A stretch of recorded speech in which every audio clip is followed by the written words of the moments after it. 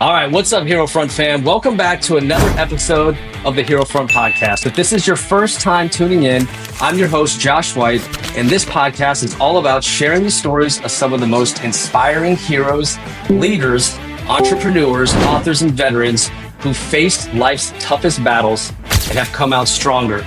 Now, whether you're looking for motivation, connection, or just a reminder that you are not alone, you are in the right place. Tonight's TikTok Live guest is someone who truly embodies resilience and service. Mike Rocco Howard, a former Marine Corps sergeant who served just under 8 years. Mike didn't stop serving after he took off the uniform. From security contracting in Kabul, Afghanistan, to his current mission of advocating for veteran well-being, he has dedicated his life to helping those who served, especially when it comes to fighting addiction, self-harm, and honoring the fallen. It's just one of those things, man, where hearing that just kills me, because if people knew that this community was here and knew that there's people out there like myself and so many others that will get on a DM with you, that will text you, that I've given my phone number out to probably like 17 veterans in the last 3 weeks. If you've been on TikTok or Instagram, you might know him as Poopin' Mike, where he and his team have built a following of over 400,000. Literally, God put Cooper into my life. And I say that firmly and with a crap ton of conviction behind it, because literally the day that I had a one-on-one meeting with my boss in 2020, because our security guys at the job I was working had noticed that I was constantly going out to my truck. And it was because I was literally having symptomology of PTSD at my desk. But today, we're going beyond the content. We're diving deep into 3 crucial topics. The first one, veteran well-being and ending self-harm. What's driving the crisis and how can we make a real impact? The second one, addiction in the veteran community. How does it take a hold, and what does real recovery look like? Like, I absolutely love feeling everything out. I absolutely love the clarity and the peace in my mind and the ability to connect with people like you and I are doing right now, and like has happened to me. And the third topic, honoring the fallen and their families. Why keeping their legacies alive is just as important as supporting the living today. Yeah, man, you're giving me goosebumps just walking me through it. I'm telling you, dude. I just want to give you credit, man, because not everyone can do that. It's a very rare thing to be able to show love like that. Because a hero is never truly forgotten until the last time their name is spoken. Their name is going to continue to be spoken.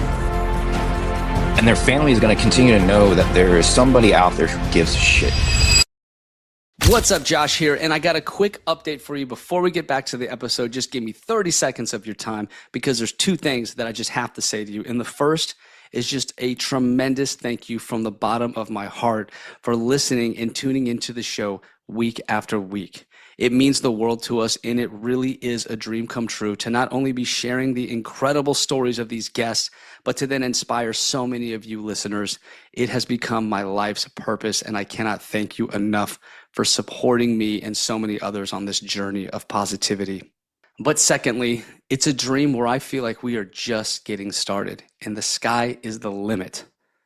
I am so excited to see where this goes, and I'm so blessed to have you on this journey. And if you appreciate this message, if you appreciate what we do here at the Hero Front Podcast, please follow us on this app. Hit subscribe. Now, if you do that, here's the promise that I'm going to make to you. I am going to do everything in my power to make this show as good as I possibly can now and going forward. We're going to deliver the guests that you want me to speak to. We're going to have the topics that you want to hear about. And of course, we're going to keep doing all the things that you've always loved about the podcast. Thank you from the bottom of my heart. Now let's get back to the show and let's get after it. Yeah, dude, I swear to God, man, turning 40, retiring from the military, man, this just been so much change in my life lately. I feel like, I don't know if you remember the show Quantum Leap. Mm-hmm. So he would wake up. Yeah, like he wouldn't want to. I think he was trying to find his own life, but his consciousness, he'd wake up in another person's body, and he'd kind of have to like navigate this new life to move on to the next one, trying to find his original life. That's what it's like when you get out the military. Oh, like, for sure, bro. Like you just wake up and you're just a different person. You're in a different life, a different job. I'm even in a different house. Yep. but like all my stuff changed overnight. So it's been Well, for I have you, a it's whole even new crazier respect. because you retired. So that's all you've known for what, 20 years, 20 plus? How many Yeah, did you do altogether? 20. I did 20 years, 6 months. Okay. Just so you know, you're not allowed to say 21 years. I've been corrected many a times by people that actually looked my stuff up because I used to say that I was in the Marine Corps for 8 years because I did 7 years, 11 months and some change, like weeks away from 8 years. And people looked at my Yeah. stuff like, you didn't do 8 years. So why do you say, okay, bro? Then I did 7 years, 11 months, 2 weeks and whatever. There you go. Vet bros. You're welcome. Right, man. I got hit up by a few vet bros. Like I always heard of that. But I never been personally affected by it until I posted my ribbon rack. Oh, yeah, they'll get And you then then. people, they were just like, they kind of drew me into an argument. Like, eh, just poking at me, like, oh, well, that's funny. You don't have this. You don't have a combat action. That's weird. Thought you said you Yeah, were like a veteran. Like, wait a second. Wow, I have to have a combat action medal now? Like, apparently. I'm in the I'm in the Air Force. That's like a few career fields that would ever even maybe get that. Yep. It's not like the Army where it's much more common. But yeah, man, this guy just kept pulling that thread, and I kept taking the bait, and I was like, damn, he That's why you got just me. got to get to a point where you're like, uh, delete, block, and move on, man. That's all I do with most of them. It's very rarely that I feel like clapping back. Right. Well, that was the first one. I fell for it, but I'm not gonna fall for it again. Oh man, when I But first got on here in 2021 and I would get negative ones, it would ruin my entire day. I would like oh, literally let really? it. I could like post a video and have like hundreds of thousands of views and have like 3, 4 thousand positive comments, and then find like the one that's like, you're a piece of garbage. You should get blah blah blah, and I'd be like, man, that just ruined my entire day. And now I'm at the point where I'm like, oh look, now they're all positive. Look at that. Yeah, you got a little more resilient about it, right? It takes practice putting yourself out there. You know, you at first it is kind of jarring because you're trying to do something positive. You're trying to help people. You're trying to showcase stories and other people who served. The last thing you would think is that someone would interpret that in a negative way. Oh yeah, So I think it I think happens constantly. initially it catches you off guard, like really bad. And it is hard to you can't wrap your head around like where they're coming from. Like, what is the problem? I don't understand. So yeah, at first it does bother you, but eventually you kind of get thick skin and you just keep moving forward. I mean, really. Yep. And then just the perception thing too, man. Like I've been accused so many times of like, oh, well, you own Till Valhalla Project, so you should be rich. And it's like, what? Who? Huh? Is my name Corey Schaffer? Because that's the guy that founded it and is the CEO and owns it. I have no idea how you put those two together. Just because I'm on some of their commercials and it's all I wear in all my videos, like right now, like just Right. because that doesn't mean I'm a part of the company or I own it. Like, or people would, I've had people say before, look how many followers you have, dude. You're raking in the dough. So like, why are you even complaining about, huh? Do you know how much you get paid off TikTok? Maybe $100 like every other month, if that. Like, Right. so yeah, perception plays a big role in a lot of it Yeah. on here. Yeah, man. And I just want to thank you, man, for staying up late with me. I told you that, I made a Bro, deal I with slept my all with day my for you. spouse. I slept all day for you. I feel very special because you stayed Yeah, up. You're an you old should, guy man. like me, Yeah, and you stayed up late just to talk. that's right. Because a lot of people turn me down. They'll be like, "Let's do it anytime, anytime." I'm like, "Okay." I give them the time. They're like, "Nah, never mind." Yeah. No, I didn't even um, come close to rescheduling on you, man. I wanted to do this. I appreciate you, man. And I love what you're all about. I love where your heart's at. Your videos really spoke to me. So to connect with you on there and then to have you here, I feel like I'm going to meet you one day. I don't know You, why. I just I have hope that so. feeling. I hope so. I I mean, love throwing I out live bro near hugs to everybody I meet Destin, on here. right? I live near Destin, Florida, like a premier vacation spot for families. It's Yeah. in the Gulf of Mexico, so it's the most beautiful beach in America. So you ever take a vacation here, man? You let me know. Oh, for sure. For sure. Where are you at? I'm right outside Greenville, South Carolina. That's So I'm right. not too That's far right. from you anyway.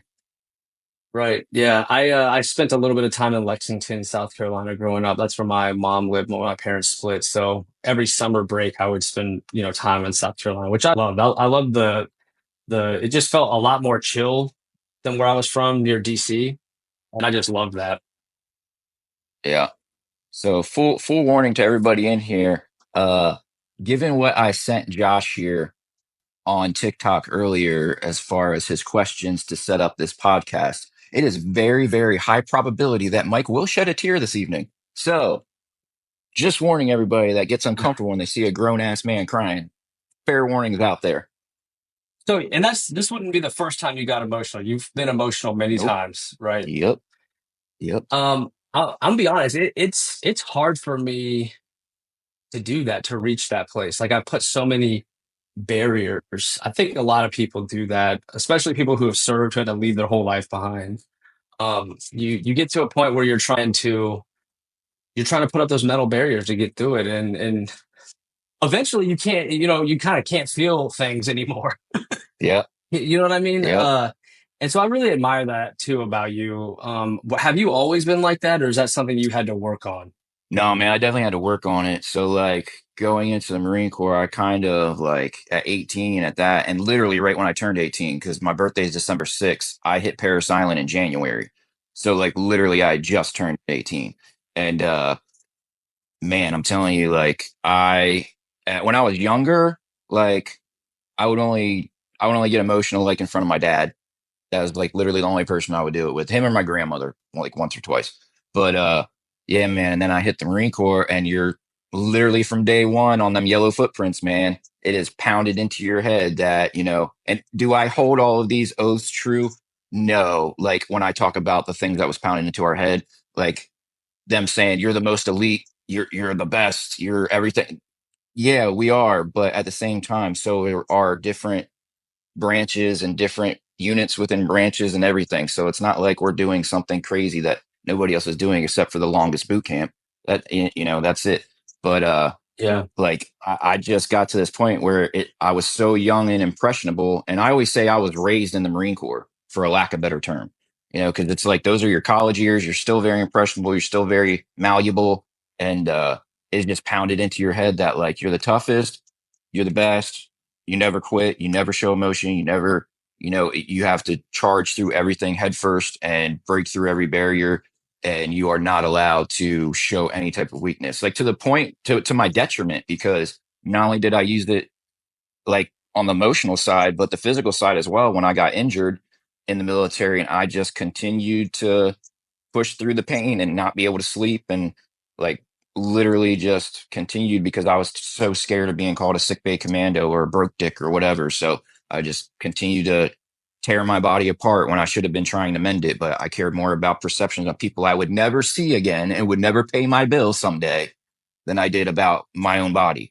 And then I eventually got to a place after I got out where I was bottling everything up and isolating myself, and I was not allowing any emotion to touch me whatsoever. And if I had any emotion, it was done in a room by myself with nobody around, nobody in the house, nobody in earshot, any of that. And that was very, very few and far between. And then as I got, I got addicted to opiates, and that numbed everything. So then I didn't have to worry about emotion because I was numb 24/7. And then when I finally got sober, that's when like I started really feeling like, okay, I've seen the derogatory and negative side of what happens when I bottle everything and I isolate. Because when you bottle stuff up, doesn't matter what it is. You can throw a Mentos into a Coke can, shake it up. When that pressure needs somewhere to go, guess what happens? Mm. Explodes. And exploding is what I would do. Like I would lose my crap, and I did not want to be that person anymore. So I started really being intentional about like, okay, if it comes up, it's coming out. That's it. Like I don't care. I don't care. I've been called all kinds of crap in my comments. I've fully been worked over by the vet bros for shedding tears on camera. But it is very important for me to show that I'm a full grown ass man that has lived life for 39 years now, experienced a lot of crap in it that no human should. Uh, and so have all my brothers and sisters out there. And I know what it's like to not feel like you can let any of that out. So like when I got to a point where I was just like, I'm just going to let it go. I literally like, if I feel it, it comes out. I don't try to hide it. I won't look down and like, hide my face. Like I might like wipe and kind of look away for a second to what that's about it. I'm gonna let everybody see it because I want other men to know that they can do it too. Because I would much rather you cry in front of other people and go home and have a good night with your wife than bottle it all up, then go home and snap on her because it comes out and explodes. Yeah. So I had to get Yeah. intentional about it, man. Yeah, man. Yeah, that's something I'm working on. I've been working on. I went through the whole phase of snapping and letting the anger outburst, and yeah, just not good. It's not good when you lose control. I had my career in jeopardy a few times. Um, yeah. And then I got to the point where I would just feel nothing. I just was Yep. numb for many years, and I gotta say, I would have given anything to been able to cry. It sounds weird to say, Yeah. but when you feel nothing, I'm sure that to me that was the worst feeling ever. So, I bring that up just to say that I admire you emotionally, what you've been able to do, and it is powerful for someone like me who's trying to still figure that out to see you and the things you talk about, the connections you make. It means a lot, man. So thank you for that. I And appreciate you, brother. yeah, I just want to encourage you there because it's really is a powerful statement. Mike, welcome to the Hero Front podcast. You embody the exact type of guest that I look for. You're already a best friend in my head, so hopefully you feel the same. But I wanted to start off with just a few personal questions, just to get a little bit on your background in case folks don't know. Okay. Let's start with why you actually joined the Marines. Okay, so the dude right over my right shoulder, I literally pulled this out for a reason because I knew this question would probably come up. So not that picture behind me, but this one right here is one of two that sat on my grandmother's mantle in Dover, Delaware, where I basically grew up at her house. This is my grandfather, Lieutenant Colonel Michael Joseph Howard, my namesake. So I was the favorite grandchild being named after him. Yes, he looks ironically and crazily like John Wayne, and he got people stopping him and asking him for his autograph constantly. So it's pretty bananas.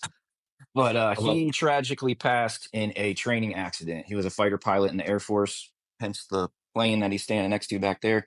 Um, and he died in a training accident in 1969 when my dad was 13 and his younger brothers were 11 and 9. And my dad, sadly, was the one that answered the door when the officer and chaplain came to let them know that he wasn't coming home. And my And whole time that's growing, terrible.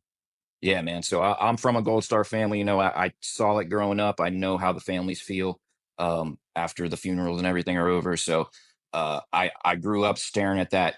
She had a painting of him on the mantle sitting inside the cockpit of one of his jets and literally would just sit there and stare at it every day. Um, and from the time I can remember until I was 17, and then I was ready to enlist. So, funny story. I enlisted in the Air Force Reserve first. And I had full plans of going because I wanted to come right back home to Dover, Delaware, work on sheet metal on C5s. And funny story, my recruiter lied to me. So, but he lied to me about quite a significant amount of things. Like lied to me about my bonus and how it was going to get paid out. Lied to me about my contract length. Lied all kind of stuff. So the day I was literally supposed to get on the bus to go to Lackland or wherever to do basic, I was like, I'm not going anywhere, bro. And he was like, you have to go. The bus is here. I was like, I didn't sign anything yet. I'm not going anywhere. I was like, yeah, I went to Oh MEPS, wow, but my final paperwork's right here. And as you can see, that's blank. Like I'm not signing it. And long story short, that's that dude wild. got in trouble, got dropped as a recruiter. And the next week I went with my buddy Ryan's family to pick him up from Paris Island. And he was like the class clown, goofy dude. And then we like pick up this friggin' man. I Wow. was like, dude, what did they do to you? You were here for like 3 months. And like the whole way home, dude, I was like just in awe of like what they did to him. And then we got home. He was like, let's go talk to the recruiter, man. And I literally, no lie, I literally signed up and left the very next day. I told, What? yes, I told the recruiter That's that wild. I wanted to be back by the time my girlfriend at the time's prom came around. So I wanted to be on my 10 days of boot leave for that. And that was, I think, like May 1st or something. And he was like, you do realize it's January and you have to pass everything or you get dropped 2 weeks to platoon behind you. And I was like, or the company behind you. And I was like, yeah, it's cool. I got it. Don't worry. I'll take care of it if you can take care of your end. And then the next morning he called me and was like at 10 a.m. and was like, hey, I hope you're ready in like 2 hours because we're leaving at like 1 o'clock to take you back to Baltimore because you're going today. I hadn't even told my parents yet. I switched to the Marine Corps. So I literally Wow, like rolled man. out of bed. I walked out to my dad. And I was like, "Hey, Dad, don't be leaving today. Where are you going? Parasailing. Mike, don't you know the Marines are like combat oriented? Like lost his crap." And I was like, "I'm sorry, I'm going. I made my mind. I'm going." So always wanted to be with my grandfather, be like my grandfather, and serve. And that was my path of how I ended up in the Marines. That's I love that story, man. And it's kind of like a band-aid. You just ripped it right off. Oh yeah, I almost didn't go because I had too much time to think about it. yeah, And the person who lied to me, well, my recruiter did lie, my dad lied. My dad switched to active guard, and I didn't realize that meant we just stay in Maryland. He's not going to move anymore, right? So in my mind, I could do that. I could just go back to Maryland and just work at Andrews and do what he did. But he knew I was active duty. He didn't fill me in on the fact that there's no chance in hell I'm probably maybe a 1% chance I'm coming to yeah, Andrews, right? And man, I'll never forget that at tech school, everyone's like, "Yeah, I'm going back home. I'm going back home." And I'm like, "I'm going to Guam. Like, how are y'all yeah, going back home?" yeah, Like, man. "Oh, we're in the guard." And I was like, "You son of a bitch, Dad, you got me." But I stuck it out, man. And I never went home again. And that is a hard thing to. I had to lie to myself each enlistment. Okay, I'll have this will be the last one, and then I'll go back home. I'll plant roots. I knew in my mind that wasn't true. I just had to tell myself that to keep going. And that's Yeah, a hard thing to do, to leave your whole life and your whole family behind. I don't care who you are. That's hard. Okay. Second question I have for you, my man. What was the hardest part about serving in the Marines? Because I'm an airman. So to me, y'all are like 10 times harder than that. I was stationed at Kadena in Okinawa where the Marines were like psychopaths and you never wanted to mess with them because you think there's one, but there's like 20. And I've seen yep, way too many people get their ass kicked. yep, I have so many Marine stories from Okinawa. It's insane. But my question again, it's very hard to get through the Marines. So what was the hardest for you and how did you manage to do almost 8 years? man. The hardest part.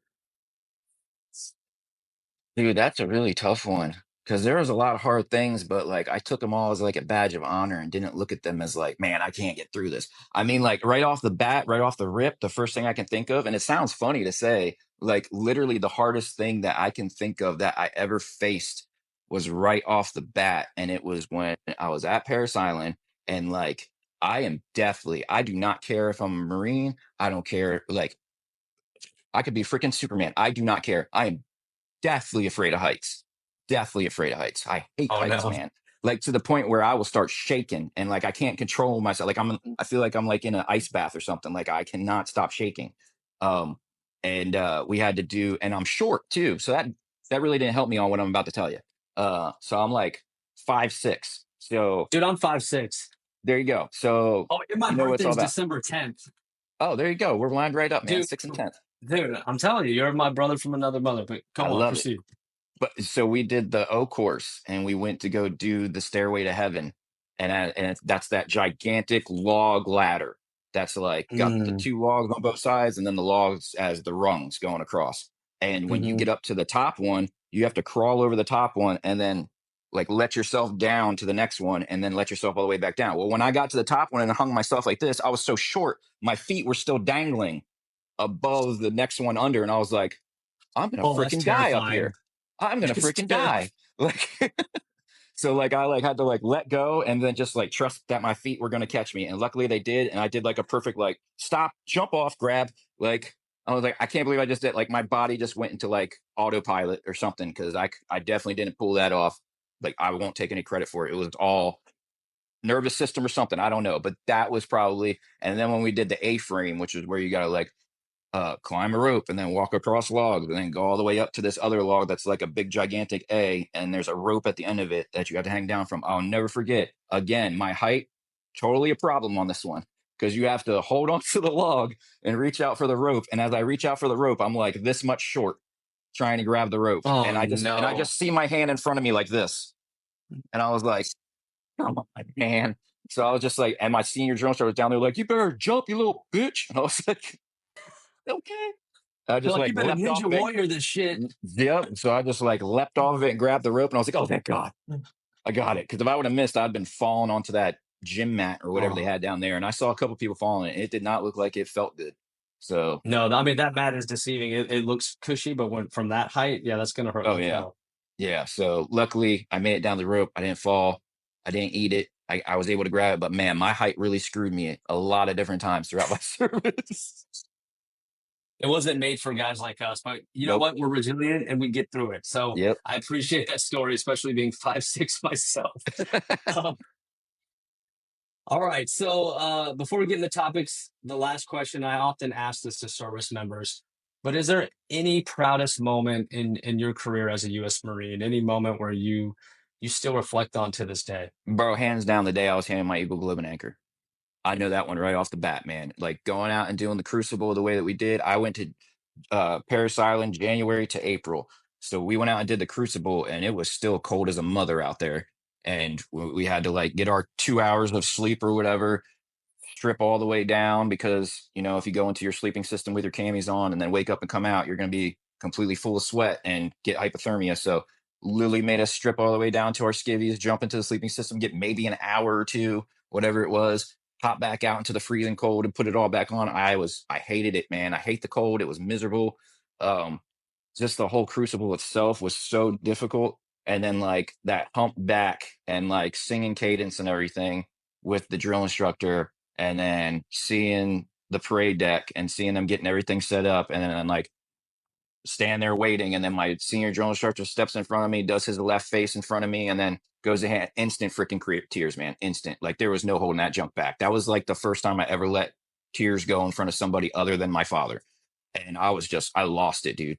And that day after that is when I like sucked it all back up, like I was talking about earlier. But like getting that Eagle Globe and Anchor and like Mhm. having them call me a Marine instead of a recruit, I was like, I freaking made it, dude. I did it. Like I freaking did it. Like one try too. I never Wow. got dropped. Like I passed everything. Like, oh, dude, best day ever. Best day ever. And I'll never forget. Like, the next day was Family Day. So they do like Family Day on a Friday, and then you graduate on a Saturday. So Friday, Family Day, we do the moat run, the motivational run across Paris Island. We literally ran like 5+ miles, and when we stopped, I felt like we walked maybe one. Like that's how motivated I was. Like Wow. just running and singing the cadence with the drill instructor. And I got selected to ring the bell out in front of our battalion. So like I ran over there, rang the bell. I was just like freaking Rocky, man. Like I just loved the whole run. Got back and I was like, I'm not even winded. Like, and that was like the first time I ever saw like your mind can totally push your body beyond so much stuff. Cause we did the exact same run like 2 weeks earlier. And I remember at the end, I was like dying. And this, I was like, I'm ready to go for another 5, bro. Let's do this. This is motivating as crap. I could run through a wall. Like it was Damn, just, dude. I can't even So those describe the those feeling. those endorphins were at an all-time high. I Oh, mean, you totally, dude. accomplished something that, most can't ever even come close to. What I love about y'all's Crucible, it's like in the Air Force, that would just be a part of a special forces type of training. Like, but all Marines have gone through that, right? The Yep. Crucible. Yep. I mean, what a cool thing to say you've accomplished. Like, other branches don't have that experience. So, hats off to you, man. That's pretty amazing. I appreciate it, brother. I knew that one right off the rip, bro. Yeah, you did. I didn't have You to think started about doing that. this. All right, man. We're gonna roll into the first topic here: veteran well-being and ending self-harm. Why does Yes, that mean sir. something to you? Bro, and this is probably where the tears are going to come up at some point for me, man. Like, I totally remember what it was like from 2011 when I got out until 2020 when I got old hombre over here. Uh, Yeah.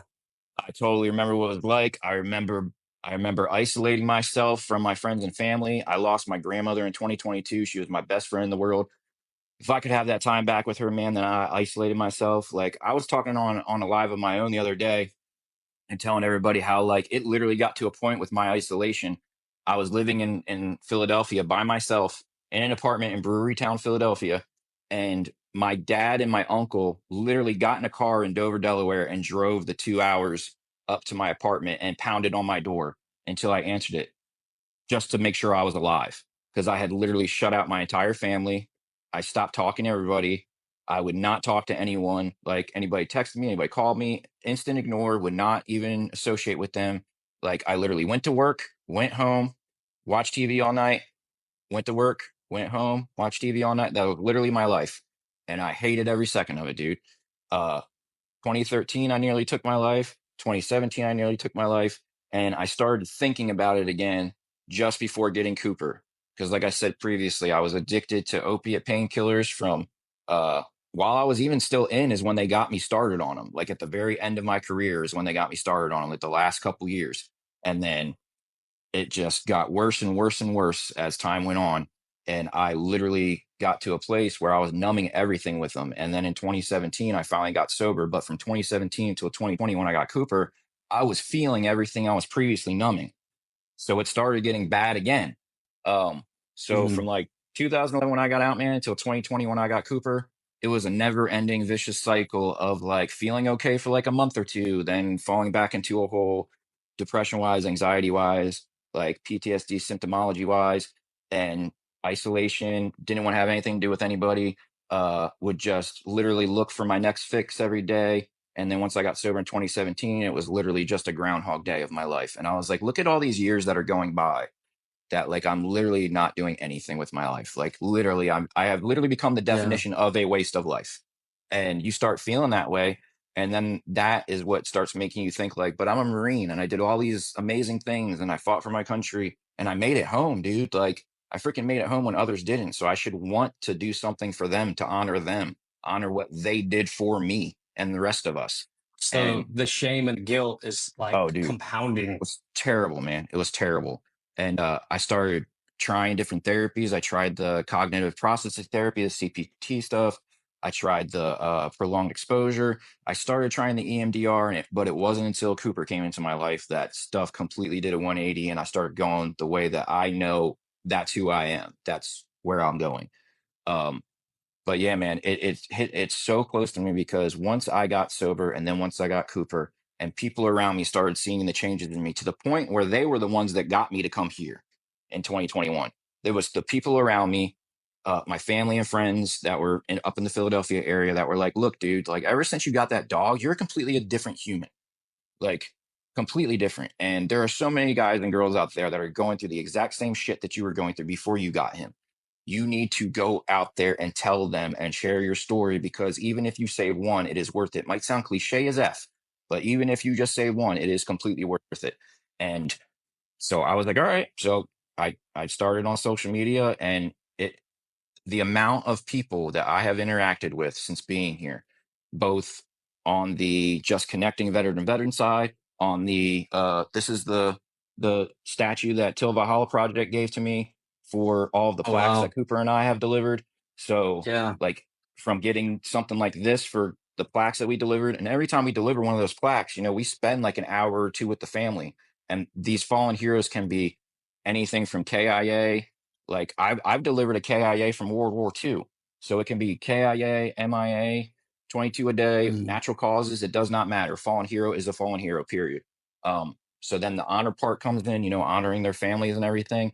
And it's just a big combination of like God telling me, like, this is your purpose. Like your Yeah. job is to take care of your family financially, but this thing you're doing, this is what I put you here for. So keep doing it because it doesn't matter how old I get, right? I'm always going to be a veteran, always. Even when I'm a freaking old fart on my deathbed, I'm always going to be a veteran, and my story is always going to be the same. So whether I share it now, whether I share it when I'm 92, it could potentially Mhm. save someone.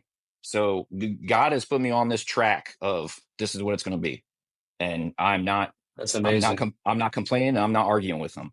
But yeah, man, it was majorly because of what I went through myself and knowing that there's so many others out there still going through it. And the fact that the statistics are completely off. Like if somebody actually did the real statistics, there's so many that don't get counted for X or Y reason. Um, they don't know if it was a suicide or it was an overdose, so they blame it as an overdose and they don't classify it as a suicide. But we all know that they overdosed because they were trying to kill themselves. Like Mhm. it's Right. just one of those Yeah. things where we know it's way more than 22. So Yeah. And man, everything you're saying is touching me, man, because for 10 years that was me. And I never raise my hand and ask for help. I should have, obviously, but I saw other people's careers getting impacted. Like their life only got harder when they asked for help. It's come a long way, but this is back then. So I would have kind of just accepted that I might just drink myself to death. One day I'd wake up with vomit on me. I got to the point where I got a heart virus. I was hospitalized, almost lost my life. Yep. Um, real dark place. And I was convinced, I remember this, like I thought if anyone was successful or healthy or doing well, I thought they were faking and they were lying because I didn't think a happy, healthy life was possible. Honest to God, I did Yep. not think it was possible. I've completely given up. I was Yep. just waiting for the day I didn't wake up, because I drank too much and I choked in my own vomit this time. So everything you're saying, man, is I know that feeling of isolation. Like Yep. I know how low and how dark those times can get.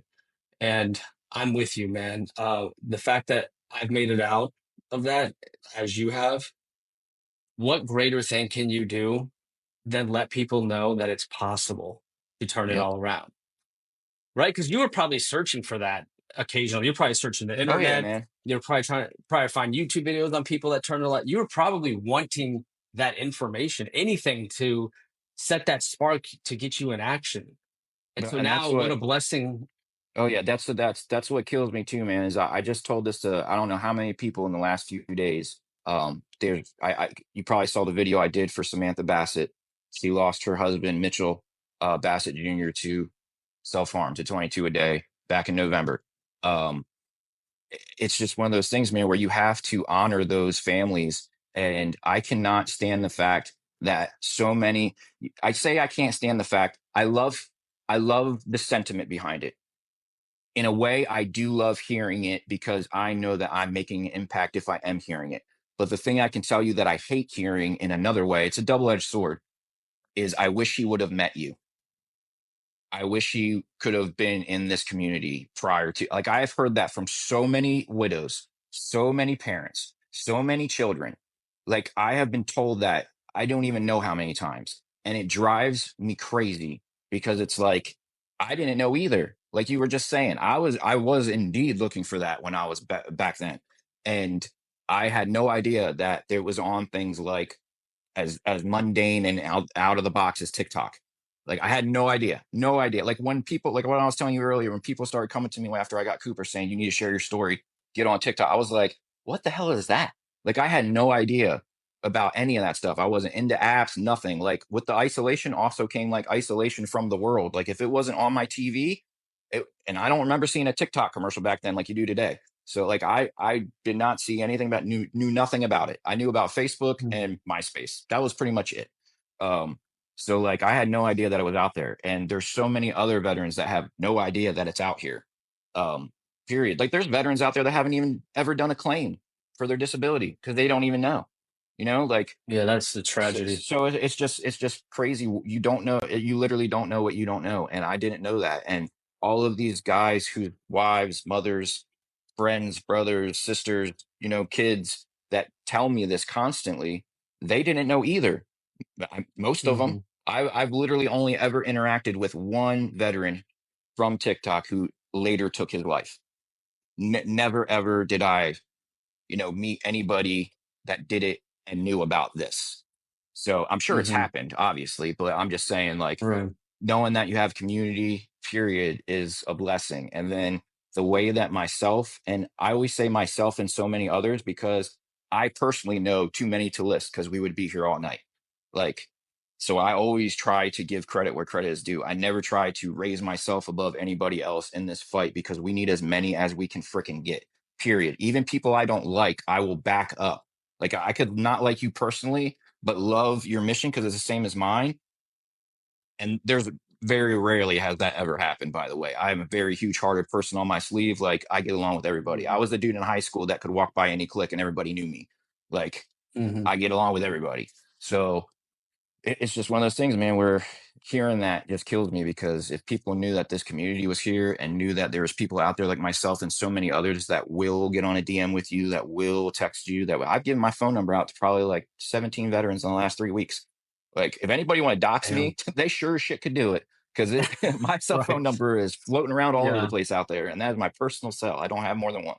So So if there is, someone who exactly what you're describing, they're just kind of scrolling the internet looking for a connection, and they come across this conversation right now, what do you think they would need to hear from you?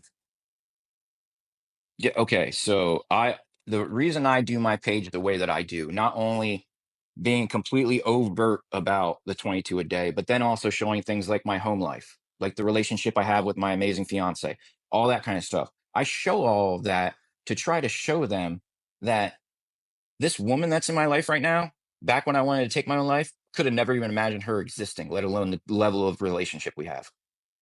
This dog I have right here that saved my life, prior to him coming into my life, could have never even imagined he existed and he would have the ability that he did to save my life and do a complete 180 with it. All of these things that I put on here, like the video of me getting this from Corey Schaffer at Till Valhalla Project, could have never imagined that the clothing company that I wear all the stuff from, the guy would randomly see one of my videos, and now we're really good friends that text all the time, and he sends me on all these different amazing opportunities with his company to get the mission out there and honor more fallen heroes. Like, could have never imagined a single one of them if you would have told me it back then. It's cliche as hell, I know, but there's a reason why cliches are cliches. It's because they're true as crap. When we're in our 20s and when we're teens, we're like, oh my God, it's so cliche. And then when you get to like your late 30s, you're like, no, this crap is real. And that's why everybody says it. That's why it's called a cliche, because it's funny because it's true type of deal. Um, Yeah. and it's just one of those things, like, you don't know, again, you don't know what you don't know, and you literally do not know what is possible in your life if you're not here to live it. If you're not here, how the hell Yeah. are you ever going to know, unless God shows you when you get upstairs, hey man, this is what it could have been, but you went this route. Hmm. Like, Yeah. I don't know. I'm very in touch with my religion. I believe in God. I'm a Christian. And, I was taught when I was a Catholic, all kinds of crap. Like, and I have completely gotten away from that onto the Christianity side, the non-denominational side. And I do not for a second believe that you won't somehow find out what it could have been. It, Hmm. I don't believe it. And it just drives me nuts that so many people get into these holes where they feel like they can't get out of it. And if they can't get out of it, then what's the point of being here, type of deal. And it's like, dude, I know it sucks right now. I get it, man. I've been there. I freaking know. But if you keep going, you literally have no idea what it can be. Like, there's so many people out there that have their own companies, like their own, like, so many different opportunities, different career fields, there's celebrities out there that could have, look at Jelly Roll. Dude got nominated for Artist of the Year at freaking 40, dude. Did you think he thought he was gonna get that at 20? Dude could have never even imagined where he's at today. Like, Yeah. you never know what's going to happen if you are not here to live it out. And you will never know your potential if you're not here to find it. So you Beautiful, can't man. just do the permanent solution to the temporary problem. Mike, I'll tell you, for me, man, it was, when I look back and I think of what was the first step that I took, it was accepting help. I had Yep. two friends that saw that there was a problem. They saw the isolation. They would not stop inviting me to go out. They would not let up, man. To the point where I was like, fuck, all right, fine, I'll go out. And we went to this grand opening of this new movie theater. This was in central Missouri. So a new movie theater is like a huge deal there. We go to the grand opening. And I see this girl at the concession stand where I was like, man, she's beautiful. Like, I got to talk to her. Um, and I kept wanting to go back to the movies because I wanted to see if she was working. That was like 13 years ago. Flash forward to today. That is my wife, who I now have two beautiful children with. Had I not taken their help when they came to my door, I never would have met her. Yep. So for me, it was accepting help, and for you, Mike, what I find beautiful, I love dogs, and I didn't realize how much I love them till I lost the one that I had for 15 years, even through those dark times. I Yep. still had my dog with me, and that dog helped me like so much. Again, I didn't really realize it till I didn't have them anymore, and I've really reflected on that. Dogs are the greatest gift from God that mankind could ever ask for. Oh yeah. They're just such beautiful souls. They're incredible animals. They can heal us with their love, their unconditional love. I'd love to hear about your dog and how did it change your life? So the quick down and dirty is that literally God put Cooper into my life. And I say that firmly and with a crap ton of conviction behind it because literally the day that I had a one-on-one meeting with my boss in 2020, because our security guys at the job I was working had noticed that I was constantly going out to my truck. And it was because I was literally having symptomology of PTSD at my desk and going out to my truck and listening to music and vaping at the time was the only thing that could calm me down, period. And my boss ended up calling me in and sit me down and saying, "Hey, man, I pulled badging because we had to use little badges to get in and out. And you're spending just as much time outside of the building as you are in. What's going on?" And I literally had that moment there where I'm like, I can lie here and just come up with some BS excuse and probably get fired, or I can tell the truth and see what happens because he is a reservist in the army. He's a captain, and he's a Mustang too because he was actually prior enlisted and active prior enlisted as well. And I told him, I just spilled it, man. I told him, this is how I'm feeling. I'm going through X, Y, and Z, having panic and anxiety at my desk. I can't even sit there. I have to go out and just calm myself down. And then he was like, "Okay, we need to find you some help then. We need to find," I was like, "Wait, you're not firing me?" He's like, "No, man, you're my brother. Like, we got to figure something out for you." I was like, "Holy crap." Wow. So literally that night I went home, and you know how like when you turn on Netflix and it'll have like the stuff that's like suggested for you will pop up. Well, the Hmm. very Hmm. first thing all the way on the far left, right when it popped up on to Netflix after the doo-doo, and it came up was To Be of Service, a documentary completely 100% about PTSD service dogs for veterans. And I was like, Wow. all right, right when I needed This it, is a huh? sign. So watched it, and literally like even before it was rolling the credits, man, and even Bon Jovi made a song for that specific documentary. Um, as Wow. soon as the credits were rolling, I was like already on the internet looking for as many service dog foundations as I could find. And their application processes are insane. They are long, thick packets. And anybody will tell you, like, they do that for two reasons. One, yes, they literally need all of that information about you. But number two is that the people that don't fill out all that stuff and just throw up their hands, they're the ones they're trying to weed out because they're trying to get to the veterans that are truly trying to commit to this and do whatever steps they ask you to do to show that you're Hmm. committed to this process. And I was all scheduled to go out to one of the places that was in the documentary called Patriotic Service Dog Foundation out in Cali. Had my flight all set up and everything. And then, like a week or two prior to I was supposed to fly out, I got a call from Jennifer at Alpha Bravo K9 in Philadelphia, and she was like, "Do you want to come meet a dog named Cooper?" And I was like, "Hell yes, I do." And I called the guys out in California. I was like, "Hey, the place right in my backyard that I apply to right here in Philly just gave me a call. Please bump the next veteran behind me up in line. Um, but I don't need you guys anymore. I got it covered here." Went and met Cooper, and it was seriously like instantly, instantly, man. He ran right up to Wow. me, hopped right up on my lap, started licking the crap out of my face. Would not leave my side. Like right there, the very first time I met him. Um, and she was like, "Yeah, this is definitely gonna work. So let's go ahead and let's do his fine tune Wow. training, and I'll call you in about 6 weeks." And then she called me 2 weeks later and was like, "Yeah, his fine tune training is completely done. I think he met you and he wants to go now. So I can't rightfully keep him another 4 weeks when I know he's ready to go now."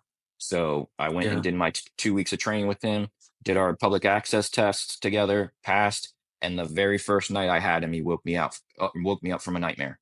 The very first night. Oh my And God. I literally sat up and was in tears because I'm sitting there having this terrible nightmare about over there. And then I just feel this freaking tongue licking me and him and a pounding. He was literally bumping me with his face, with his Wow. muzzle. And so I had like freaking dog nose smudges and Yeah. freaking snot on the side of my face. And I was like, I just Yeah. sat up, started crying. And just hugged the shit out of him. I was like, "Dude, this is gonna work. This is gonna work." And then like literally, like I don't know any other animal that they've scientifically. I mean, they probably have, but I just don't know of it. But it's been proven that even when you look at a dog, oxytocin is released in your brain, and the Mhm. that's what makes you happy. It's one of the Yeah. chemicals that make us happy. So, I mean, just knowing that, that's just the starting point with dogs.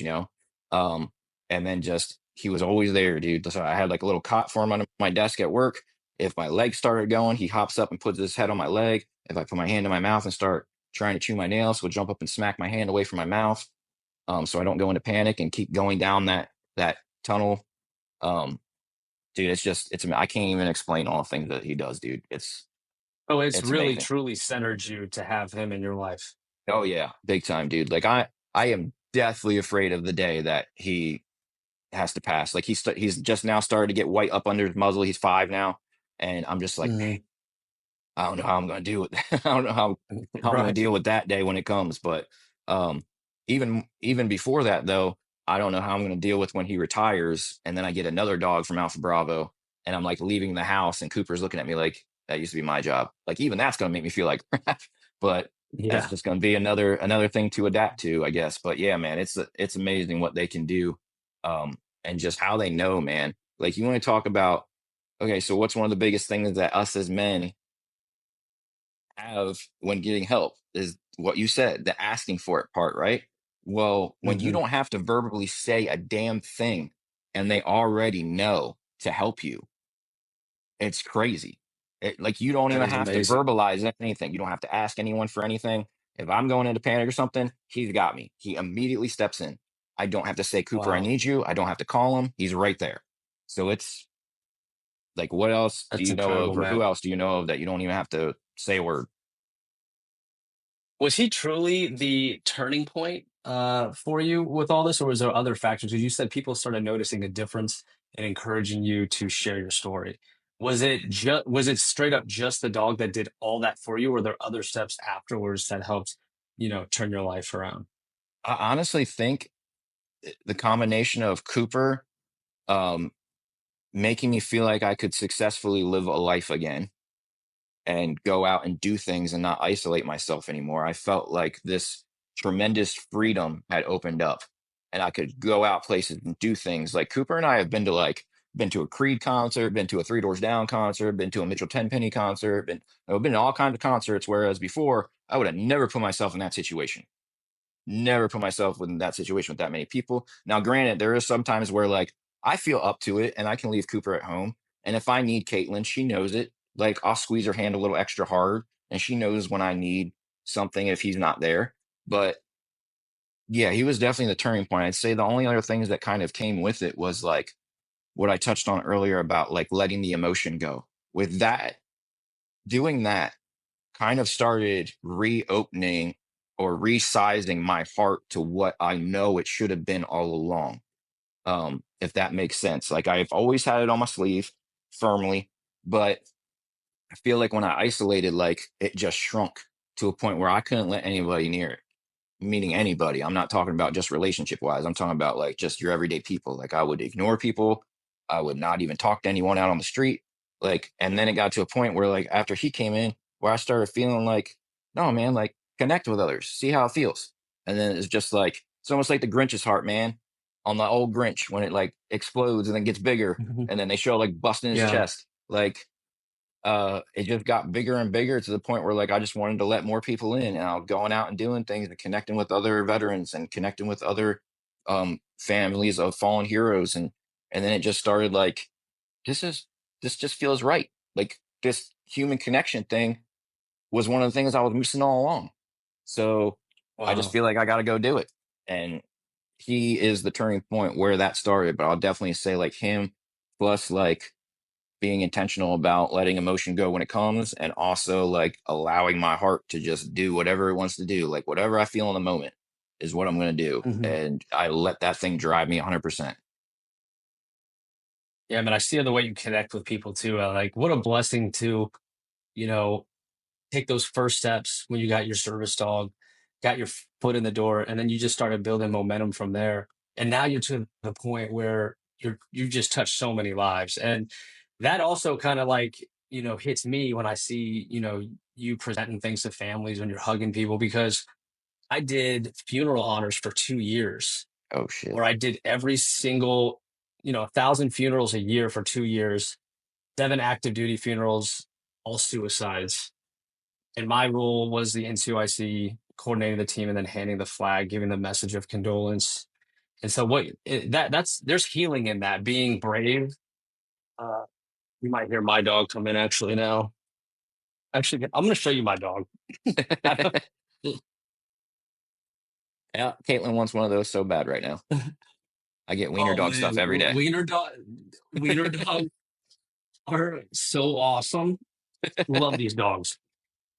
Um, but yeah, man, there's when you can love yourself enough to love others and be there for them in their darkest moments, that is such a gift you have given them because you've earned that. You've worked for that. And now you're the person that can be there for them. You know how much courage that takes? An insane amount. There's the old version of you when you were isolated could never imagine doing that. Nope. So Nope. I'm super proud of you, man, personally. See, Thank you, brother. with my honor guard experience and knowing how challenging that is and how much work goes into being able to be that person for someone else. I mean, just an insane amount of respect for you. And I'm super, Well, super proud of you. well, I'm proud of you too, man, for being able to do that because I'll tell you right now, if I was on one of those details right now, I would have no bearing whatsoever. Because the point that I've come to now is like I said, when the emotion comes, it gets released. I don't even remember how to turn it off now. I literally don't. Oh, wow. So I can't do it. So if I had to present a flag right now, I would be a mess and I would get fired because I would have Yeah. no bearing. So fun fact about that, you are allowed to cry, um, but it should not impact, your detail, whatever that is. So it's firing party, pallbearer, flag fold, handing the flag. You're still supposed to do it, but you can't do it with tears coming down because they're on an active duty one. That's an airman who is just serving. They're Yep. young, they have a wife, children, parents. Like this is the most intense, tragic thing I've ever been a part of, ever. Yep. Everyone's crying in that. Everyone. But we all still that's why you train, right? That is why you train. It's and the same goes for combat roles because you're going to be freaked out and you're going to go to your instincts. And if you've trained enough, your instincts will take over and get you through it. Oh yeah. So, very powerful lessons in there, man.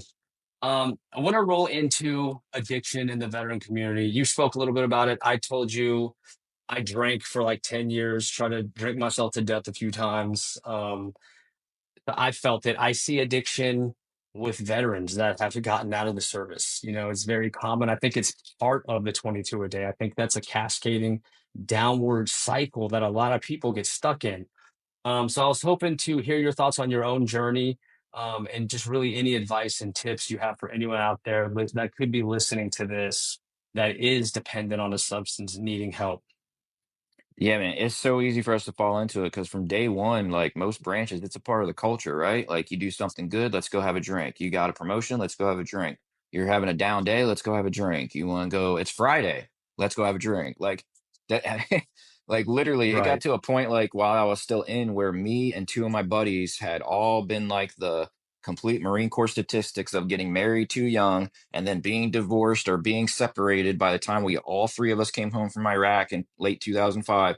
So we went like all in on a house together, a nice 4-bedroom house. We had a guest room and then each of us had a bedroom and split the rent 3 ways and all that. And it literally got to a point Nice. where on a Friday night, our entire platoon would be in our driveway before we even got home. And they'd be like, yeah, you guys Oh, have the wow. party house. Let's go. Like, and Oh it's like, my dude, gosh. yeah, because y'all were invited, right? Like, what? Like, but no, did we ever turn them away? No, of course not. So it just, beer pong all night long and then crashing out. So I just is a part of the culture. And then when you start getting out and you lose that culture period of the camaraderie and the brotherhood and everything, it's very easy to fall into something that numbs everything and that some people think they need it to sleep, so they do it until they pass out. Some people think they need it so they don't think about X, Y, or Z, so they do it until they're so stupid they can't even think.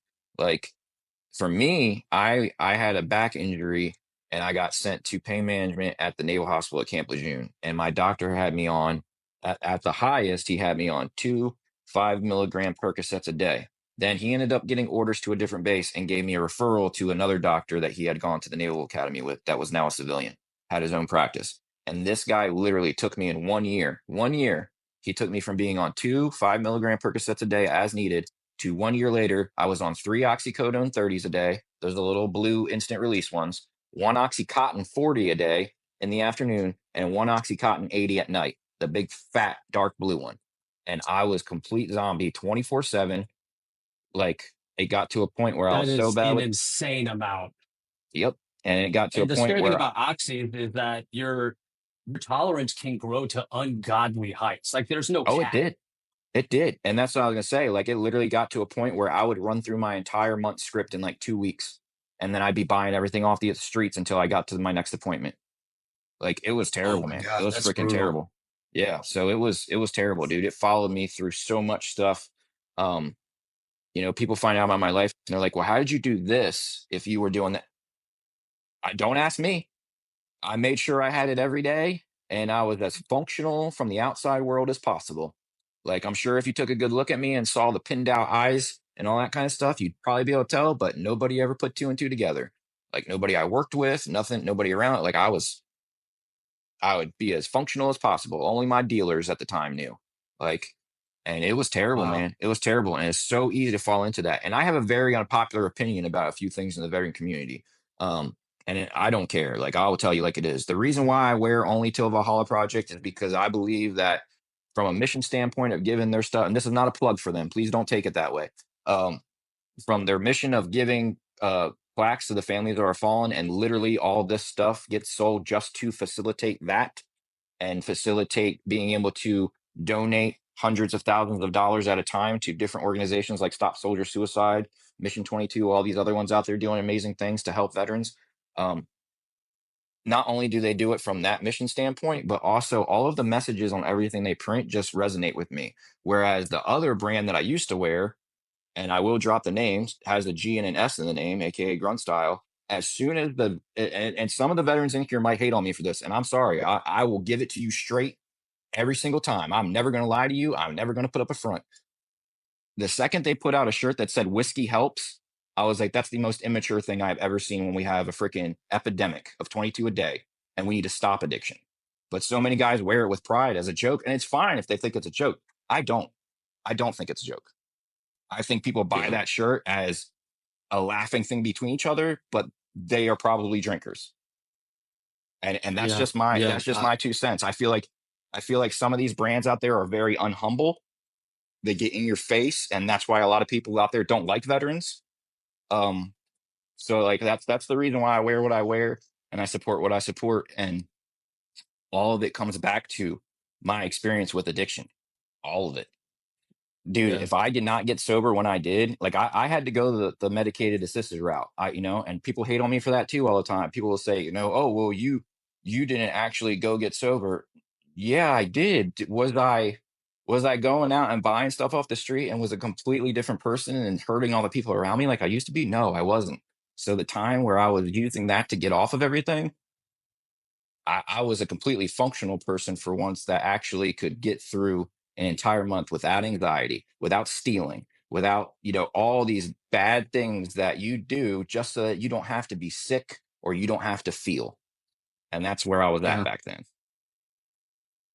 So yeah, how aside from Coop, how did you get off that stuff? Because withdrawal is a real thing, and there's certain withdrawals that can kill you. I think it's like anti-anxiety meds Yep. can do it, but some of them just make your whole body hurt. They make people want to sleep all day for weeks, and it's that withdrawal that sometimes keeps people addicted because it's so painful. They would do anything to stop feeling that way. And I know painkillers is up there with some of the worst withdrawals Oh man, imaginable. I How will how never did forget. you get through that?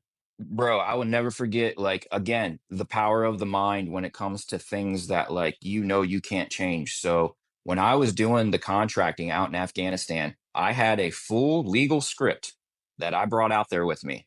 Like, I even told the people that were sending me out there, when you send me for this piss test, I am going to pop. I am on painkillers.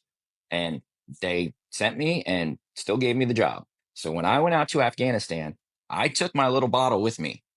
And I will never forget being out there and the day that I came to that bottle and I had one pill left. And I was like, well, tomorrow is going to effing suck because I am in Oh Kabul, no. Afghanistan as a contractor working 12-hour days and I can't get anything out here. My doctor's So not you out ran here. out there. Yep. And I literally Holy went through shit. withdrawal in Afghanistan, still went to work every day, went and worked my 12 hours on the embassy. Granted, I spent a lot of time in the bathroom, both puking and going out the other end because it was terrible. But yeah, dude, Wow. but what I'm saying is like, if I was in that same position back here in the States, I would have been like, because I know it was accessible. I knew who to Hmm. call, where to go, to buy, whatever. Over there, it's freaking Afghanistan. You're not even going to leave the embassy. Right. What? Yeah. You gotta go find some drug dealer somewhere. So Did you know that would I just powered happen? through it, man. Oh Or yeah. Oh yeah. I knew it was coming. I knew it was so coming. you knew that situation was going to happen while I out knew it was there. gonna And happen. in your mind, was that just like, hey, it's gonna suck, but at least I know I'll get it out of my system? Yep. Yep. But Damn. not not much unlike people that go to prison and then come out and start smoking again or doing whatever again, or even like us, like smokers that go to boot camp and then they come out of boot camp and start smoking again. Uh, when I got back home off of contracting and I left that job because of the deployment schedule of 90 over there and 30 at home, it literally got to a point where I would go over there for not my 90 days and then I would come home. The first 2 weeks of my 30 days at home would be some lavish vacation, and the second 2 weeks would be dreading going back over, and it just became this nasty cycle. And I was like, I can't keep doing this. No matter how good the money is, I can't keep doing this. And as soon as I was home and I knew I was home, right back into addiction. Fell right back into it. Damn. Started going out and buying freaking painkillers again. Got hooked to it all over again. And I had to go the medicated assisted route. I went to a methadone clinic to get off of everything, and they taper you down. So like, I don't care. Like, you want to do cold turkey, that's fine. But I knew I could not do it here. I could not do it here Hmm. because I knew that the second I started feeling something, I was going to call somebody because I knew it was accessible. And it's just that thing in your mind where you're like, I know it's accessible, so I can go get it done. And if I need to, I can go get it if I need to. Whereas when I was over there, it was like, I know there's nothing around here. I'm just going to have to tough it out. So, flash forward to today. How are you doing with it now? Uh-oh, hold on. It's making me do the puzzle piece thing. Yeah, I had to do that too. Okay, here we go. Apparently it doesn't think we're human. What was your question again? It was, how are you dealing with it today? Are you sober today? Is it Yep. out of your life forever? How do you Yep. feel about it Dude, now? I don't even want it. So I had my biggest test last year. And by that I mean I had always told myself that if I absolutely had to for some medical reason, I would take it if I had to. And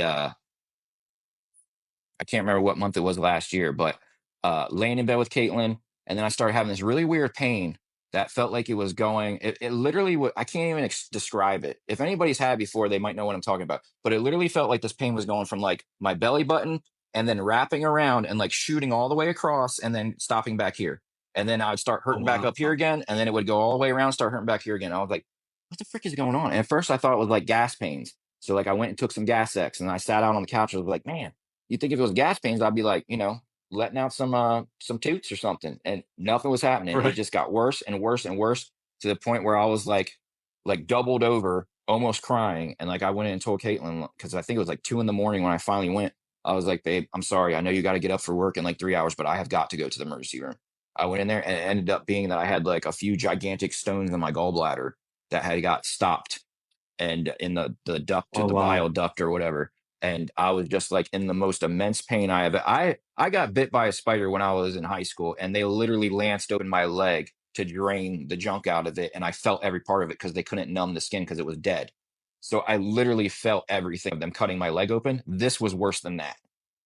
It was the worst pain I ever felt Jesus. in my entire life. I was literally the guy in the ER screaming in the back room that nobody wanted to go near because I was literally Oh, like all wow. night screaming, crying because that's how much pain I was in. And I tried to tough it out for a while. Like the doctor came in, I was like, no, man, I used to be an addict. I do not want opiates, blah, blah. I was changing my tune about 12 hours later when it still had not let up and I had gone through that much time with pain. You must And have been they ended up, exhausted. bro, it was terrible. It was the most terrible night of my, don't know, terrible 2 nights.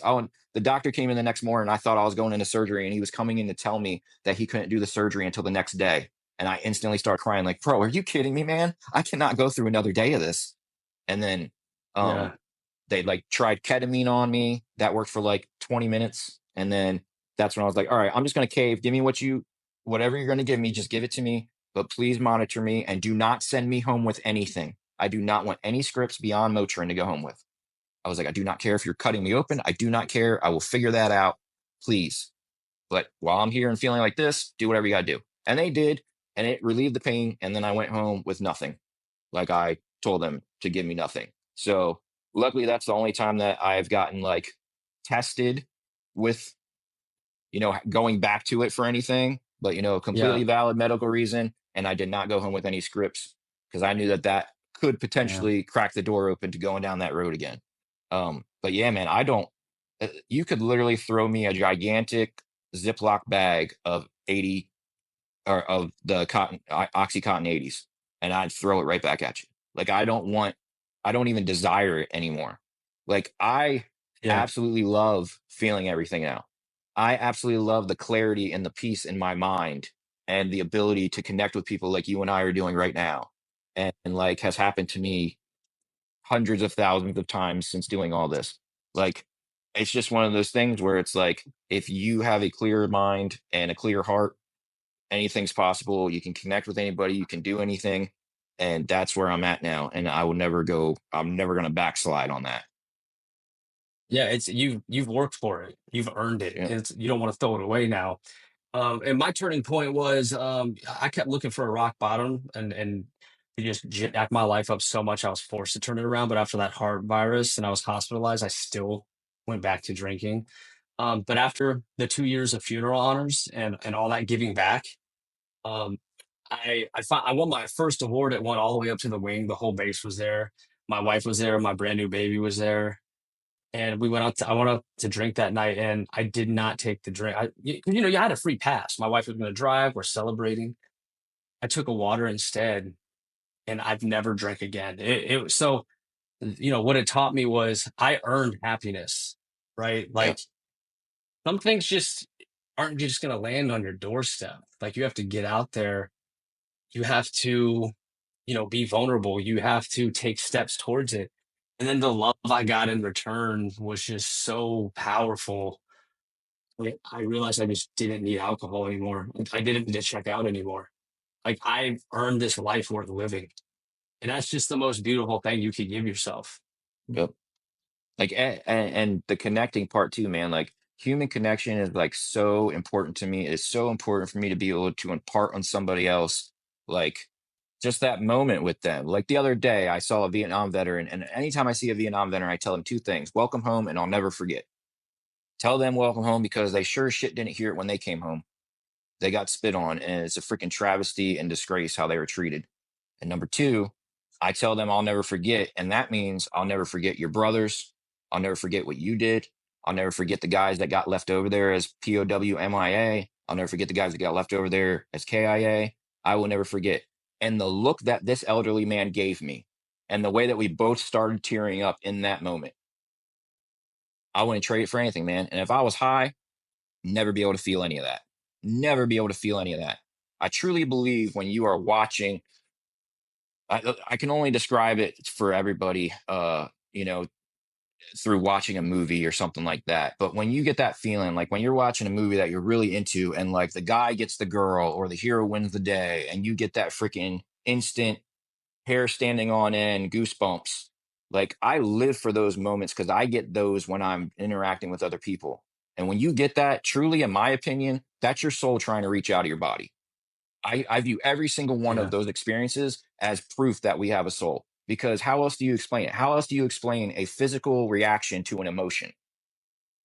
Like nobody can explain why Yeah. you get chicken skin. Yeah. Like where's it come from? Like why do you have that reaction? But it's an emotion that's giving it to you. But it's a physical reaction to that emotion. Like I truly believe And you're it's our sharing soul it with trying to come someone out. else. Yeah, exactly. And you're doing it through a connection. I know that if I'm Yeah. high or if I don't have the clear head, that I can't have those. And I live for those. I live for those. And that's just another incentive to not going down that road. Like I cannot tell you how good it feels to go to the family of a fallen hero hit that salute when they're taking the plaque, and then they start crying, and then they invite me in, and then I get to have that moment with them. I live for those moments, man. And I would never be able to have them if I was old Mike or high Mike. Like, wouldn't be able to have any of it. And I will not allow myself to not have those interactions. Man, I don't know. How often do you do those? As often as I can. There's anytime that they get If I could one. ever join you on that, I would be so honored to support you and join you on one of those. If that opportunity ever comes up. Yeah, well, I'm going to be going to Wilmington, North Carolina here soon to deliver one. So Oh, wow. that's the next one I know that I have. Okay, well, we got to stay in touch if you're ever down in my neck of the woods. I'm still accumulating leave. As you know, I just started my civilian life. So I'm starting with like no leave right now. So if you're ever in my neck of the woods, yes. Otherwise, I will build the leave and we will one day make that happen. Which brings us to our last topic here. Coop and Mike's mission, honoring the fallen and supporting their loved ones. So this is what you're all about, man. You've worked your ass off to give back, Yeah. right? Yeah, You've man. been through hell. You've been through the Marines gauntlet, active duty, deployments, been put in actual danger. Then you had the isolation, wanting to reach out, but going further and further down the rabbit hole, becoming an addict, giving up on yourself. You've been through so much to get to the point where you can give back, and you do it beautifully. I mean, again, I did honor guard. I've handed flags. How brave and how much you have to love yourself first and how much shit you have to go through to even be able to connect with someone like that is Yeah. tremendous. And it's just a beautiful thing you do, man. And I would love to hear um, some stories about it, how you got started and where you hope to see it go. So initially, I just got started like on TikTok, period. I was living at the time up in Pennsylvania, and right down the street from where I lived is what was still there right now, but I'm not, obviously. Uh, the Delaware County Veterans Memorial in Newtown Square, Pennsylvania. It's a beautiful memorial, has a big like half semicircle monument that has a bunch of pillars, and across that semicircle says "Lest we forget" in the big marble. And then it's got like all the flags and everything. It has a whole bunch of like miniature walls that look like miniature walls, Vietnam memorial walls with all the names in them. And then it has on the backside, there's like a hall of prayers. It's like this big enclosed thing. Uh, it has like the big seat for the POWMYA. It's like a big marble seat. And then there's a soldier's cross statue there, like that one. And then there's a huge statue there of like a one-legged man. Well, I didn't know until a few times of going there that that one-legged man just happened to be the statue of William Wild Bill Garnier. You know who that is if you've ever seen Band of Brothers, because he's from Philadelphia.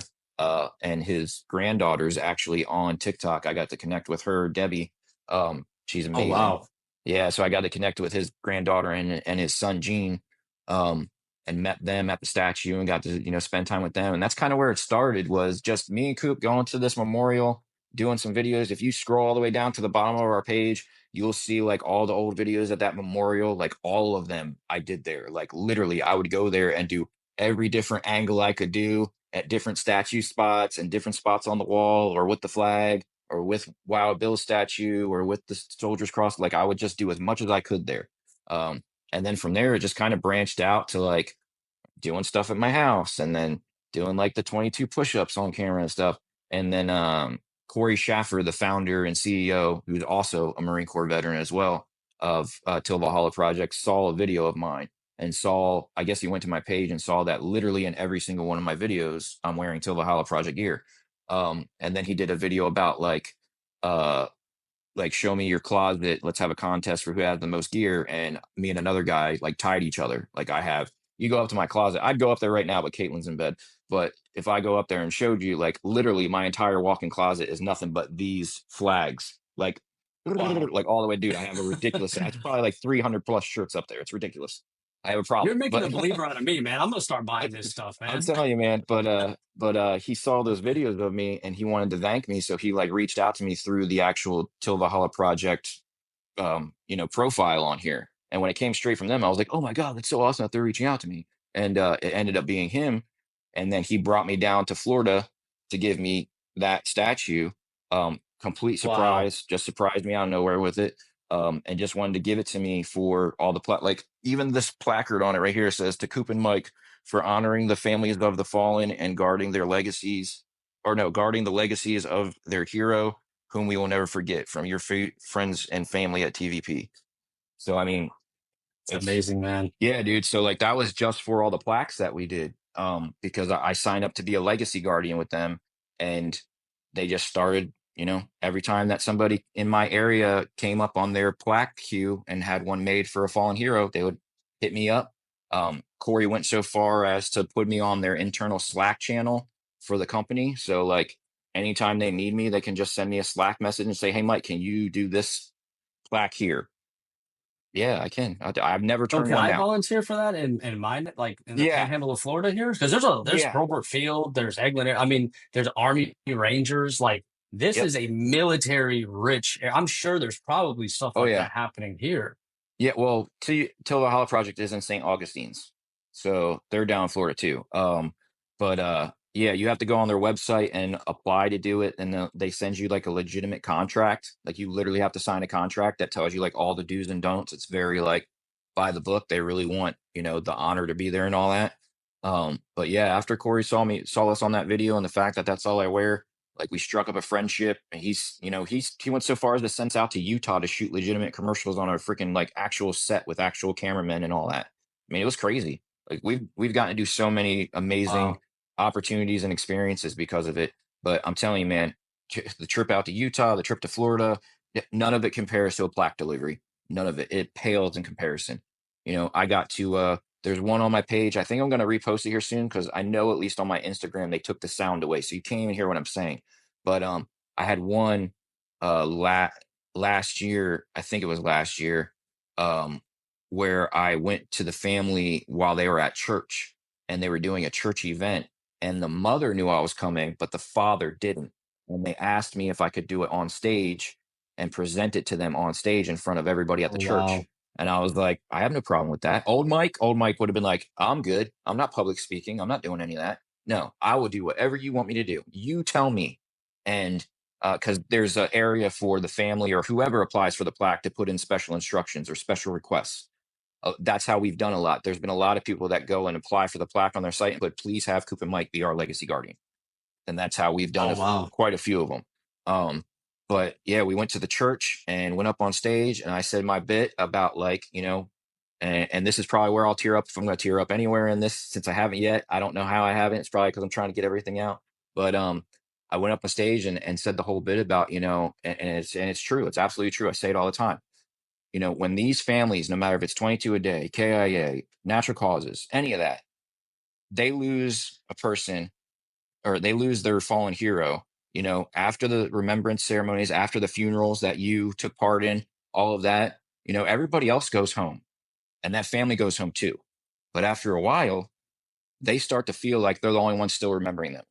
They're the only ones still Mm. honoring them. They're the only ones that still care. And I'll be goddamn, dude. I'm never going to let that happen. Never going to let that happen. So being able to go to these families and say things like that in front of that group and that church, and then calling that family up, Mr. and Mrs. Van Wagner, can you please come up to the stage? And like they both came up, and I got to present to them for their son Christian, cracked my salute, gave them the plaque, and the whole church was nothing but tears. Whole freaking church, like 100+ people all crying together. It was amazing, man. I live for that. Like that, those experiences, I live for Yeah, man, you're giving me goosebumps just it. walking me through it. I'm telling you, dude. Um, what I just want to give you credit, man, because not everyone can do that. Like it's a very rare thing to be able to show love like that, and I'm in the bleeding special heart, way that brother. you do it. And what I love about you, man, is that you care so much. Like, what Yeah. better person to be there for a family in need? with when this stranger in their life cares that much. I mean, that is such a special thing that you do, and you're such a special person because of it. I So appreciate it, thank brother. I you. can't let Thanks for them being think there, man. that. I appreciate it, man. But I'll tell you, I'll never do it for the thank yous, man. I honestly feel like having all those experiences, I should be paying for them. Like I should have to pay to go deliver these plaques, man.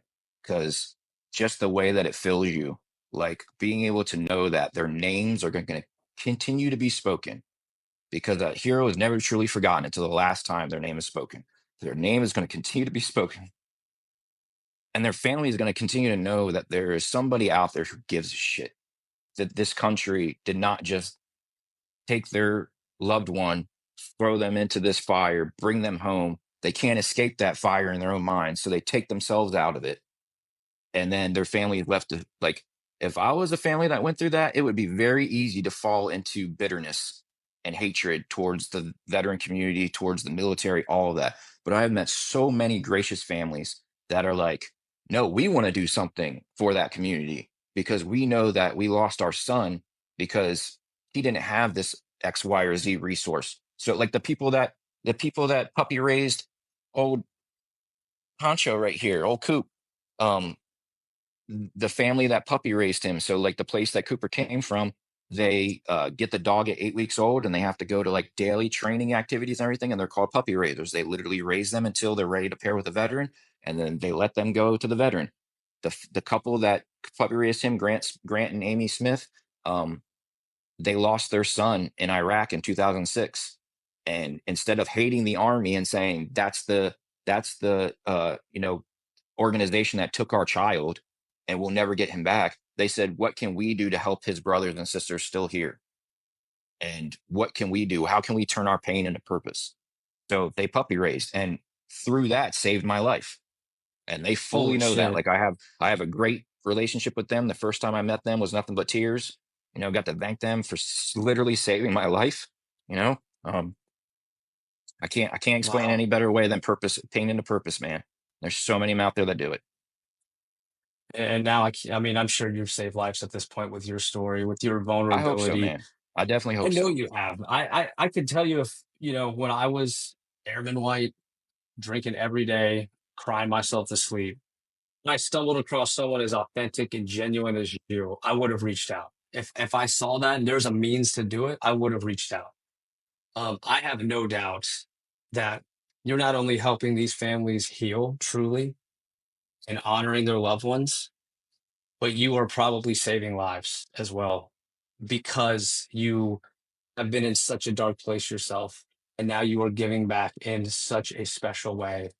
Um, it's so powerful, man. I just can't say how much I appreciate that you do what you do. It's so I needed, appreciate it, man.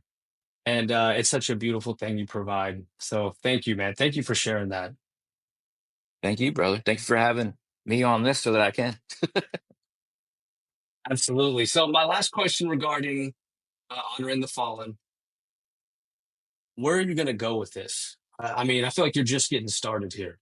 Man, if I had a dollar for every time I was asked this question and I gave this crap answer, because I don't know, man. I really don't. Like ever since 2021, so many people have been saying you need to do something. Even Corey Schaffer from Till Valhalla Project has ridden my butt for 3 years now saying, bro, you need to start something of your own. I started this from my garage. Like, you can do this. Like, you can go do something too. Like, Corey says all the time, I wish I wasn't the only brand making memorial plaques and giving them to the families of the fallen. Like, I wish there was 10 others that were doing it. Um, I don't know, man. I honestly don't know. I have such a good time doing these plaques with him that I almost feel like a traitor if I do my own thing. You know, Mm, and I know I wouldn't be. Obviously, I would be one of those other organizations that's somehow honoring the fallen and helping the ones that are still here. Uh, I don't know, man. Like I've always wanted to do something. I don't know if God's pushing me in that direction. I literally just had a dude. It's so funny that you're asking this question. Here's another freaking God moment. I literally just had a dude email me on Instagram today saying that he has his own manufacturing facility and factory where they do all kinds of branding on hoodies and t-shirts and everything else for like corporate companies and all this other stuff. And he was like, I'd be happy to sit down and talk with you next week. And I didn't bring this up to him.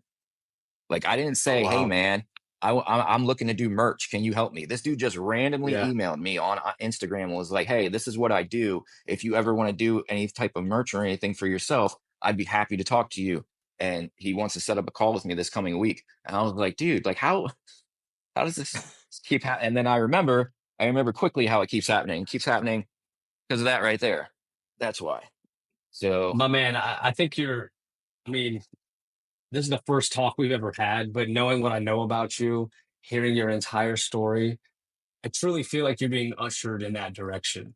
yeah, And, I you feel it, know, man. But it's just one of those things. It's intimidating. yeah, I think the 35 people in here and the however many hear this when it gets put out as a podcast probably will not believe that right now in this moment I am unemployed. Like, I'm even struggling to pay my bills right now, man. Luckily, hopefully that's going to change this coming week. I'm expecting offers from hopefully 2 different places, so we'll see.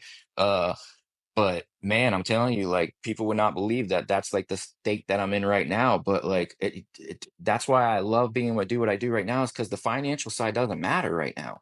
Like, I yeah. can do this junk on this camera or on this phone whenever I want to. And even if for some reason I couldn't pay my cell phone bill and it got shut off, I got Wi-Fi at home. I can shoot junk on here all day long and still post it. Uh, and then, the plaque stuff, I can do that. I will find a way to get gas money to get that plaque to that family. Like, I'll find a way. Um, Hmm. but having to do my own thing, like, just I don't know. It's just one of those things where it's like I've broken through so many other barriers, like everything we've already covered. I've lost 60 pounds in the last 14 weeks. Like, I really turned my health around, like, in the last few months. I got started before January. I was not going to be someone that was going to get started on January 1st and quit by January 10th. So I turned it all around, man. If we were doing this back this time last year, I'd be taking up a lot more of this screen side over here. I saw your Um, before and after picture. I know what you're talking about. You've come Oh a yeah, long way, bro. man. Oh yeah, I got a little big. That's for sure. And I say a little big because I was short and fat, so that's a little big. But yeah, man, like, I don't know. I enjoy what I do right now. I enjoy connecting with the families. I enjoy everything. Well, back to the thing with the widow that I just did the video for, Samantha. She's wanting to hold a benefit for her husband Mitchell sometime in April, most likely, and asked me if I might potentially speak at it. I love doing things like that. I've done that a time or two in the past. I think I've done it like 5 or 6 times if I'm actually counting, and done that public speaking thing, and went up in front of a group of people and hopped on my soapbox and talked about everything we talked about tonight, but without being presented questions, and just rolled with it. I love Hmm. doing that because I have no idea who I'm going to hit in that room, but something's going to hit with somebody. I know at some point, especially when I start crying, because I always start crying. And that's usually when people really start getting hit, because they're like, oh, this guy isn't bullshitting. Like, he's Yeah. actually coming with like the real stuff here. Okay. Uh, so like, I enjoy speaking. I enjoy doing the plaques. I enjoy doing the videos. It's even a lot to keep up with just how it is now. Um, like recently, so like when we thought we were going to lose this app, I started posting a little bit more on Instagram just in case that was going to be all I had going forward. Cause I was not going to go out Hmm. here and get a ton of other apps. This is the only two I have, Hmm. Instagram and here. And we had like 12,000 followers on Instagram, and it took forever to get there. And that was a huge part. A huge part of just that was from Till Valhalla Project, when they were pushing out ads using my account on the back end to punch out ads for them, and people would follow me through that. So a lot of that came from that. So I can't even take credit for that, really. Um, but then the big God moment that I had on New Year's Eve day at the DMV, when that young 17-year-old girl named Lindsay came out to tell me she was going to pray for me. And I did the video right after that, had the full emotion and raw emotion going from how that interaction made me feel, posted it to my Instagram. And I think that video is at like over 1 million views on Instagram right now. And Oh, wow. we literally went from 12,000 followers on Instagram to like over 35,000 right now, like in the matter of New Year's Day till now. So, Wow. and it's all pretty much from that video, that one video that I know God put in my life. And then therefore God also Mm. got it out to everybody else as well, because he's clearly moving with that video. So when I say it's even tough right now, it's even tough right now for me to keep up being unemployed and being able to sit on my phone as long as I want to and go through messages. I still have messages I have not read on Instagram. I still have messages I have not read on TikTok. It's still a lot to get through. So it only makes me have that much more respect for what it would be like if we did go further and do something else. And like the fact that I would need people to help me because there's no way I would be able to do it if it got any bigger than it is now. I can barely Yeah. keep up and I feel terrible, terrible if I cannot answer somebody. I Yeah, literally I'm take the that to same way, heart. man. I'm the same. I'm in the same boat as far as like podcast requests, right? Like when I started 4 years ago, no one wanted to come on. Now I've got a laundry list. My inbox is just full. Can I come on? Can I come on? And I don't want to say no to anybody. You know what Yep. I mean? So I'm like, it might be a while. We'll get to you, but just sit tight. That's why I Yep. started doing lives. This is actually on top of the other ones I already have scheduled, just to try to get more out there. Um, because yeah, it does mean the world to me putting these stories out there, putting out the info that I was so desperately seeking. But you know what, man? I say just pray on it and think on it Yep. because there's so many directions you could take. You could start making, you could start raising coops yourself and Yep. giving them out. You could start doing your own Well, plaques with your own shirts. There's I so gotta many touch on different this, man. directions. I gotta touch on this because it's been quite crazy, and I literally have receipts. So if anybody doesn't believe me, I have receipts because I have taken screenshots, I have taken videos. Every time it's happened, and I've been able to document it, I have documented it. But I lost my job. Get this on November 22nd. Ever since that day, I have not stopped seeing the number 22 every single day, constantly throughout the day. Constantly. I will look Real? at my phone, and every time I look at my phone, it will be on the 22nd of the hour. Like, I went down to Alabama to see Wow. my buddies, Scrappy and Amarok, who are also two veterans on this platform, shot some content with them, went and filled my truck up on the way home with a random $80 in cash, put in premium when I'd usually put in regular. And when the pump stopped, it was on 22.228 gallons. And I was like, bro, what is happening? It is literally like God is saying directly to me, like, I don't care what you do. I don't care if TikTok goes away. I don't care what you do for work in your life.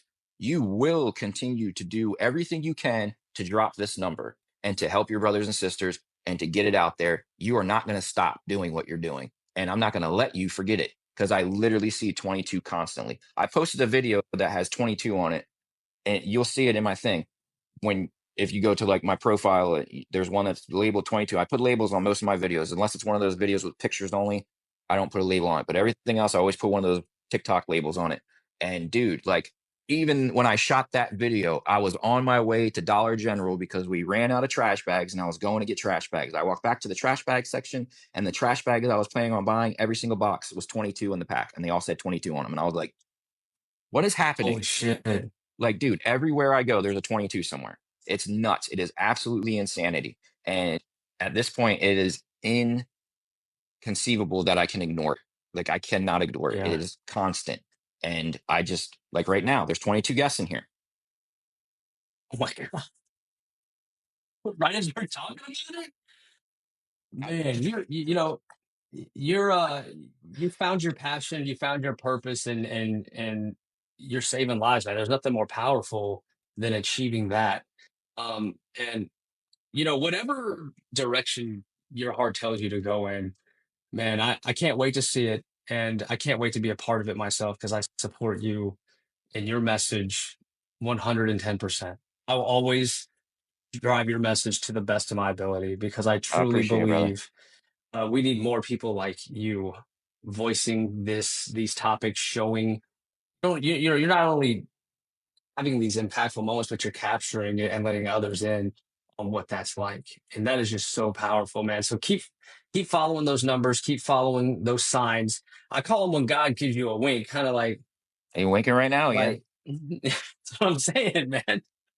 Like clearly you are doing, God's work right now. And you really are saving lives, man. Thank you so much. And man, we went over a lot. We went over a lot today. I do So we every talked time, about bro. I do every time. we talked about why you joined the Marines, the hardest part about serving, how you got through it, your proudest moment, when you got through the crucible. We talked about 22 a day, veteran well-being, also the very dark path that you took right after you got out the military, um, the addiction that plagued you from before you got out, and fighting it, getting off it, getting back on it, that struggle that is just so brutal. You were so candid about that. And then of course we talked about Coop. right? We talked about the power that this dog put the love in your heart to help give Pause up. you those. Pause up. He gave you Come on. the courage to get out your house and to Ugh. take those steps. Come Oh yeah, on, he's take gonna it. make an appearance. There he is. There's the coopster. Oh, There's look Coop. right there. Oh Look right man. there. There you go. Oh, look at that mug. He's looking at the treats right here because I have treats right here. There you go. Oh, You can be paid, fat boy. That's all he cares but about, man. yeah, He just always wants to get paid. he. And then we ended with your purpose in life that you've been through so much and you're giving back in such an incredible way and you've touched so many lives. So altogether, man, I got to say your story, who you are, incredible. You're an incredible person, and I cannot thank you enough for being there for us veterans who need you so much with 22 a day. I Thank you so appreciate it, much, brother. man. I Any appreciate you, last man. words? Any final thought? Well, now I'm gonna start getting licked on. No, man, I'm good. I'm good. I covered everything I wanted to cover. I go over in every one of these. The one place I wish I didn't go over, in the bedroom, I never seem to be able to go over, but um, oh, my podcast, I sure go over. Nice. There you go. I'll leave you all with a joke. Yeah. Well, and thanks for staying up for me, man. You really went past your bedtime, uh, and I can't thank you enough for doing that for the Hero Front audience. I know they're going to get so much out of this, so thank you so much. This was the hero's journey of Coop and Mike, and we're out. All right, Appreciate you, man. bro. I'll hit you up on the back end. All right, everybody in here, I love y'all, but I am not staying up.